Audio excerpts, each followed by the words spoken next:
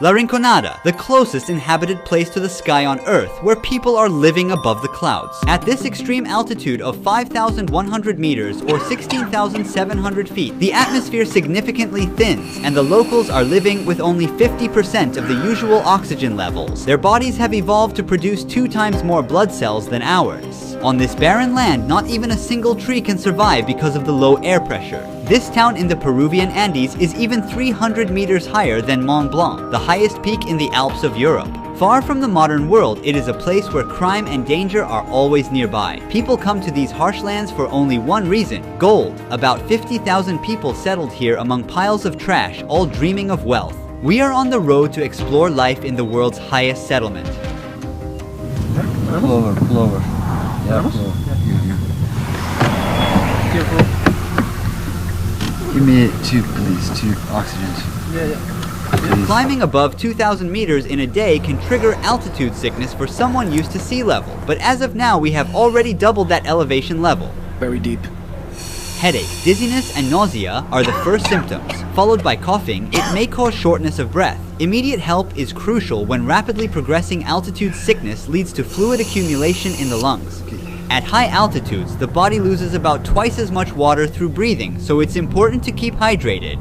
Look at the elevation here, friends. So that mountain is as high as that cloud. So we're gonna go above the clouds. Don't worry about us, we're fine. We're gonna inhale these as the altitude rises. Nothing happens to people from here. They have an adaptation to this situation. Atmosphere layer gets thinner and it makes it harder to inhale the oxygen. But we will get used to it. The place we're heading to is a mining town. Deadly chemicals like cyanide and mercury used in gold processing have contaminated the soil and agricultural water in the settlement. Before starting the journey, we also packed plenty of food and clean drinking water. We're born here. We are adapted to this elevation. The normal oxygen level in blood should be between 95 and 100%. Below 80%, vital organs become negatively affected. I'm trying to normalize my current 72% level with oxygen, but it's a temporary solution as we're going up higher every minute.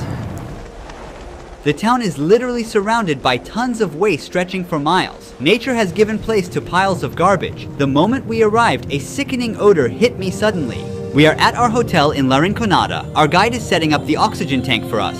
What is the name of this hotel? Cielo means sky. You use the oxygen tank for 5 minutes first, and after a little break, and another 5 minutes. You need time. Rest a little bit to adapt your body to this elevation. When I got out of the car, I felt dizzy. I was like going to fall. Very normal. Crimes, especially stabbings and theft, are quite common here, cause locals typically keep their cash and gold with them as there are no banks available. We're teaming up with 2 police officers to keep us safe while we're filming. They are undercover police and they will follow us everywhere we go. Marco directs us to coca leaves, as he thinks it's a remedy to avoid getting altitude sickness, a traditional habit here. Also coca leaves there, coca leaves. I think they're consuming this for altitude sickness. They chew 3 or 4 leaves on one side of their mouth. These leaves, which are illegal in most countries, produce a kind of numbing effect that helps users relax. It's good for almost everyone. Maybe one of the police officers can carry this. We leave a busy and tiring day behind, and we will explore the town the next day. We are in the center of La Rinconada at sunrise. The police officers are by our side. The surroundings are full of local cafes, markets, and people. Even though I just woke up, my body feels dead tired, like it hasn't rested in days. Walking is hard with the dizziness and nausea. The dry air gives me a sore throat and chapped lips. As the night gave way to daylight, piles of garbage in the side streets became more visible. Even though it's summer and we are close to the tropics, the ground is frozen. In this place where the nighttime temperatures drop to minus 10 degrees Celsius, people are living in metal shacks without electricity or heating. No kitchens or bathrooms in these houses, and thousands of people have to use the same public toilets and baths for their personal needs. Like a web over the town, these hoses carry water from the glaciers above to the center.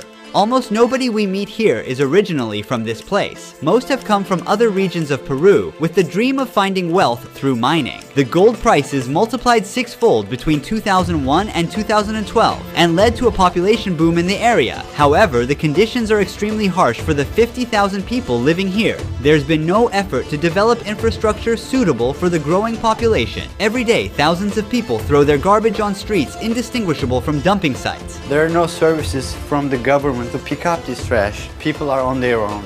The most terrifying problem is the lack of a sewage system. Wastewater flows openly through the streets as it is. This soccer field does not consist of real grass. It's all artificial because trees and other plants cannot survive at this altitude. The town is located around the mountain called La Bella Durmiente, meaning sleeping beauty. Can you see here the face and the body? It's a lady, she's sleeping here. The shape of the mountain. The town blends into the sky with its chaotic gray structures. Every morning, workers walk for kilometers uphill to reach the mines. Filled with dangerous gases, the working conditions inside these tunnels are extremely tough. La Rinconada is also called the Devil's Paradise. This is because it's a town ruled by illegal companies that control the mines. There are signs near the tunnels that order to shoot those who enter without permission. No matter the warnings, we are determined to get inside these mining tunnels. Well, we'll try to see how they work. Our friends, they said, probably we can get very close. Can you see the lady there? The lady, Yeah, she's a lady up there.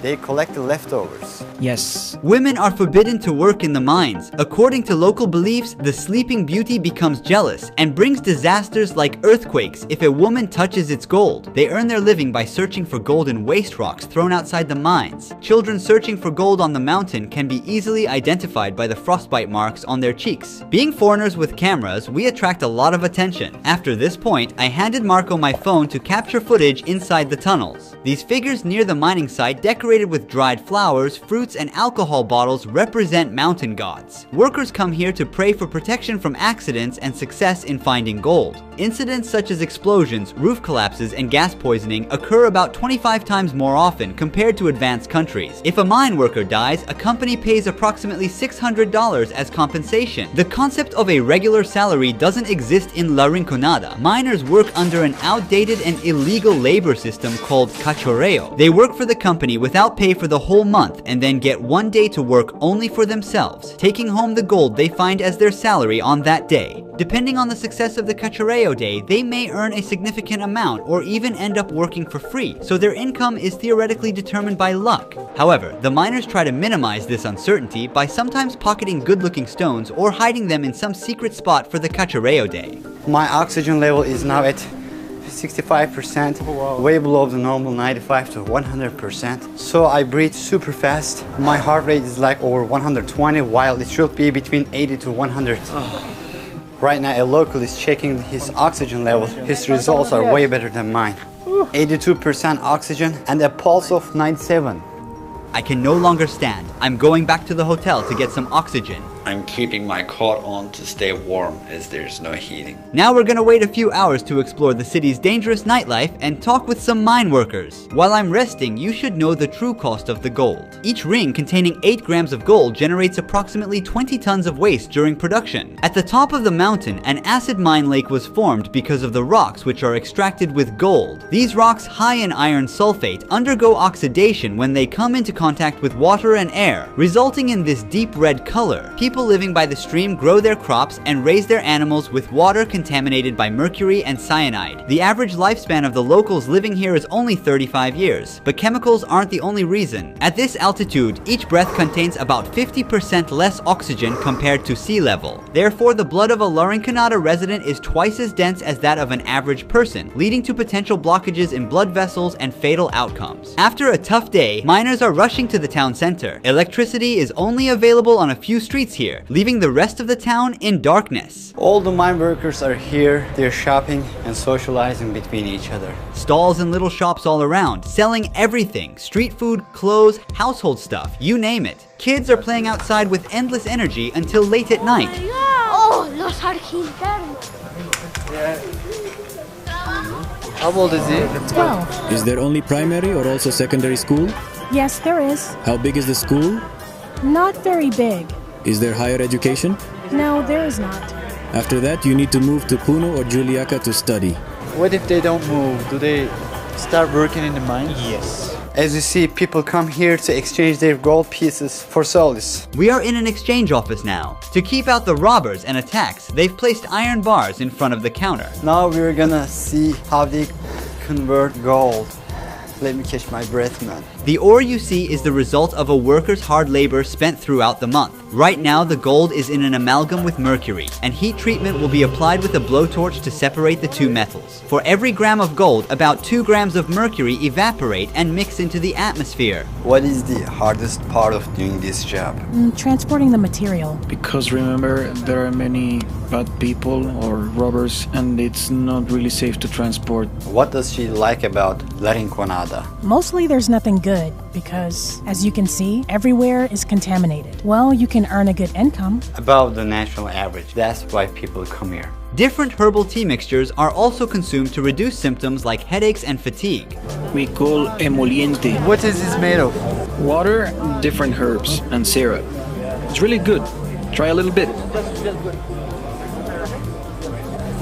It's heavy. It's too hard to drink. We can't go more far. To there is no more electricity, no more lights. And it's better to stop here. Most miners spend their hard-earned money on alcohol and nightlife on these streets. If the living and working conditions do not kill a person, then a knife or AIDS does. Nightclubs are the most dangerous spots in La Rinconada. In this street there are bars, nightclubs, and some companionship options for mine workers. We are at the center of human trafficking, robbery, and murder in La Rinconada. If you look there, you can see the lady. There are many people trying to buy a rose for the ladies here. According to Puno police, approximately 2,500 underage girls are being exploited in these places we just walked by. The town has only one police station, and the Peruvian government isn't putting in any effort to combat these crimes. Is there a jail here? No.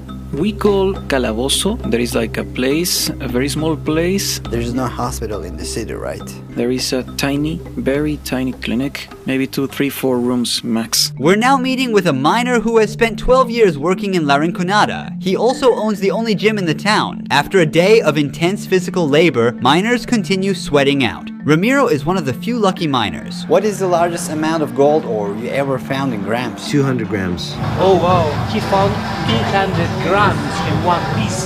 It's a lot of gold. Are you married? Yes, we have 3 children. They're in university.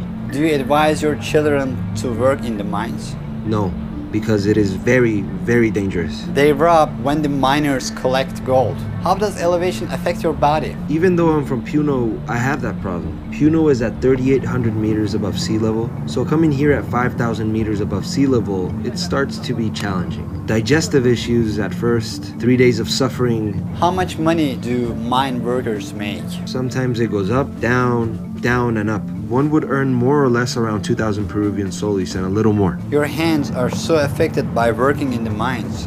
I accidentally hit myself with a rock while trying to separate the mineral from the gold. So you're using a stone to crush, and then suddenly, bam, injuries, injuries, injuries, especially on this side when you're crushing. Are there any passed away mine workers? It's quite constant. The mine, many say, is for strong men.